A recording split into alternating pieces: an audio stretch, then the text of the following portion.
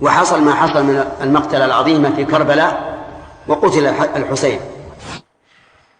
الحسن بن علي بن أبي طالب هو ابن فاطمة بنت رسول الله صلى الله عليه وآله وسلم، فجده من أمه رسول الله صلى الله عليه وآله وسلم، وأبوه علي بن أبي طالب ابن عم النبي صلى الله عليه وآله وسلم.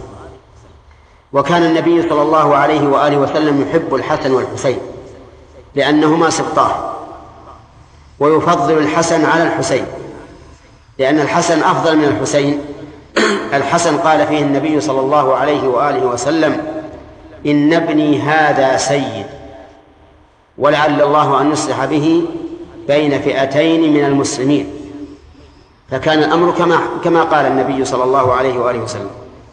لما حصلت الفتنة في زمن معاوية وآلت الخلافة إلى الحسن بعد أبيه علي بن أبي طالب، تنازل عنها رضي الله عنه عن الخلافة لمعاوية بن أبي سفيان حقنا لدماء المسلمين، لأنه يعلم أن الناس أشرار وأنهم ربما يأتون إليه ويغرونه، كما فعلوا بأخيه الحسين بن علي رضي الله عنه، غره أهل العراق وحصل ما حصل من المقتلة العظيمة في كربلاء، وقتل الحسين.